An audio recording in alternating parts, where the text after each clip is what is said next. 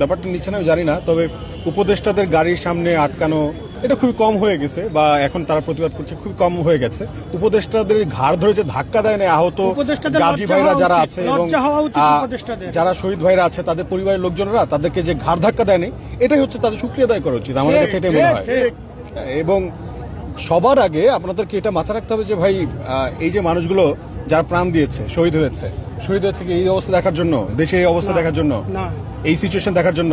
যারা আহত হয়েছে, যারা রাস্তা নেমেছিল, তারা তো মারা যাওয়ার জন্য রাস্তা নেমেছিল, শহীদ হওয়ার জন্য নেমেছিল, দেশকে সংস্কারের জন্য। তাদের তো প্রত্যাশাই নাই। তাই বলে কি তাদের পরিবারকে সঠিক মর্যাদা আমরা দিব না? শহীদ পরিবারকে মর্যাদা দিব না? আহত ভাইকে ঠিক মতো চিকিৎসা করাবো না? খোঁজ খবর নিও না? আচ্ছা, তুমি যদি গভর্নমেন্ট ভাবে না পারতো, তুমি সারেন্ডার করতে, আমরা পারতেছি না, আমাদের সংকট আছে, প্রবলেমস আছে, আমরা ফোন দিতাম, বিভিন্ন ভাইদের কাছে বলতাম, ভাই প্রয়োজনে ক্রাউড ফান্ডিং আমরা করতাম, যে আল্লাহর রাস্তায় কয়েক টাকা দেন, আমার ভাইটা হেল্প করতে হবে, ট্রিটমেন্ট করাইতে হবে, ওকে আমরা সবাই মিলে দেশের বাইরে পাঠাতাম।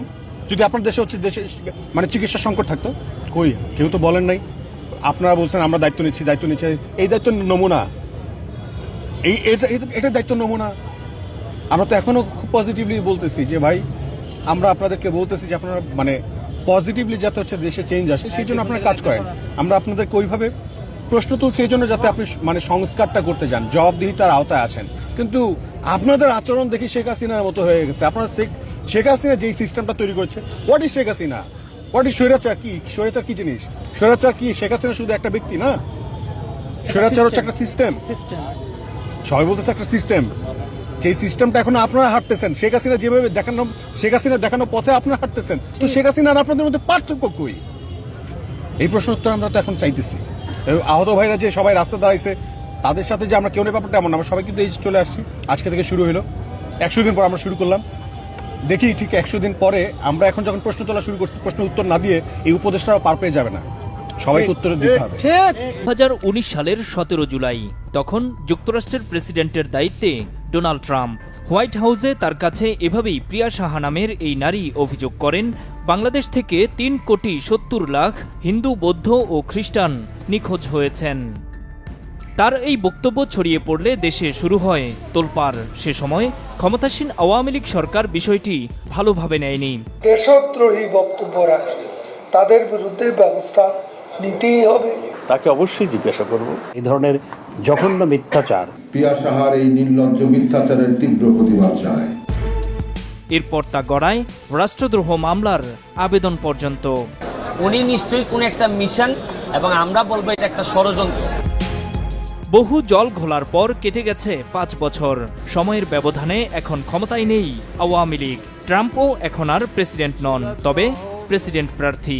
Thank you very much, and I'll tell you I love this state. I love Georgia. এ অবস্থায় ঠিক নির্বাচনের মাত্র 5 দিন আগে একটি পোস্ট করে বাংলাদেশের সংখ্যালঘু নির্যাতন করা হচ্ছে বলে অভিযোগ তোলেন ট্রাম্প। 5 বছর আগে প্রিয়া সাহার করা সেই একই ধরনের অভিযোগে ক্ষমতাসীন আওয়ামী লীগ বিব্রত হলেও সরকার পতনের পর এখন তারাই ট্রাম্পের পোস্ট নিয়ে সামাজিক যোগাযোগ মাধ্যমে বেশ উচ্ছ্বসিত।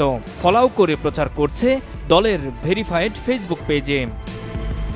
আমার মনে হয় ট্রাম্প আবারও আসতেছে, আবার রিপাবলিকানরা আসলে আমাদের জন্য খুবই ভালো হবে। আপা এখন থেকে তাদের ক্যাম্পেইনিং এ থাকলে পরে, তাদের সাথে যোগাযোগ হলে পরে ভবিষ্যতে কাজে লাগবে।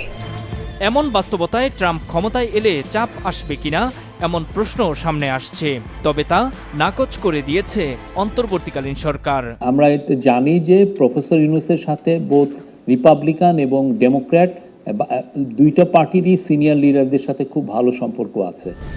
সরকার পতনের পর আওয়ামী লীগের নিয়োগ করা লবিস্টদের মাধ্যমে ট্রাম্প প্রভাবিত হতে পারেন বলে মনে করেন প্রধান উপদেষ্টার প্রেস সচিব।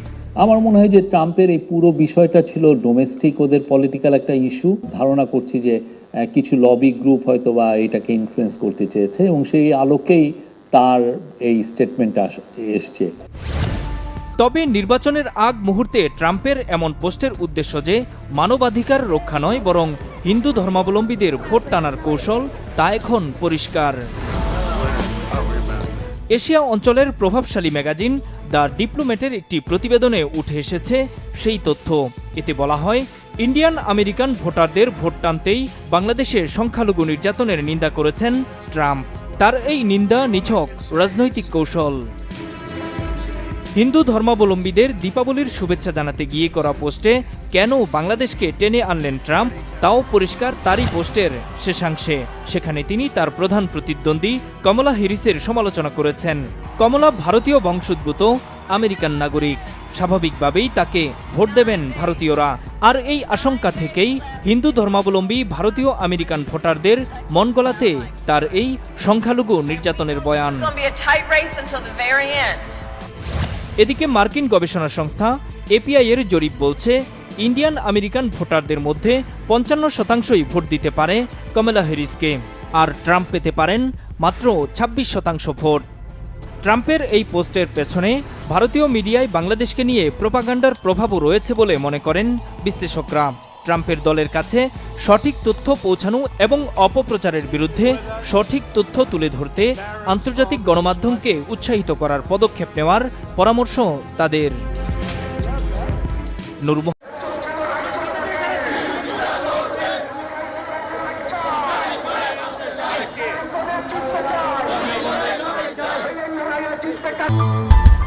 গণ অভ্যুত্থানের মুখে ক্ষমতা হারানোর ৩ মাস পরও নিজের কর্মের জন্য আওয়ামী লীগে অনুশোচনা দেখা যাচ্ছে না, বরং পুরো বিষয়টি ষড়যন্ত্র বলে মনে করে দলটি। তবে বিশ্লেষকরা বলছেন বর্তমান সরকার ব্যর্থ হলেও জনগণের কাছে ক্ষমা না চাইলে মাঠের রাজনীতিতে ফেরা আওয়ামী লীগের জন্য কঠিন হবে। আন্তর্জাতিক সংবাদ মাধ্যম বিবিসি বাংলার এক প্রতিবেদনে এসব তথ্য উঠে এসেছে।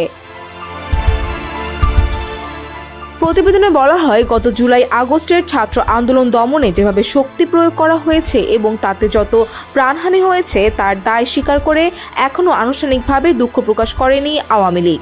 দলটির শীর্ষ নেতারা এখনও বিশ্বাস করেন গণঅভ্যুত্থানের নামে পরিকল্পিত ষড়যন্ত্রের মাধ্যমে শেখ হাসিনাকে উৎখাত করে দেশত্যাগে বাধ্য করা হয়েছে।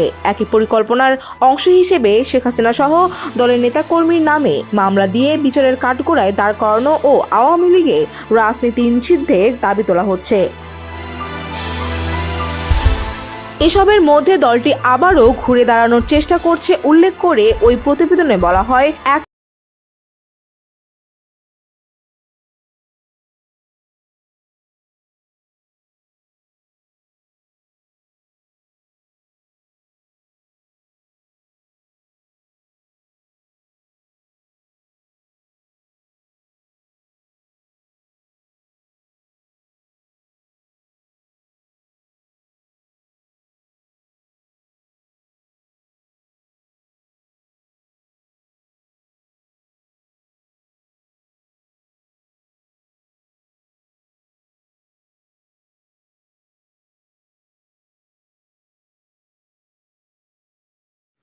সবসময় আপনাদের সাথে আছে বাংলাদেশ নিউজ।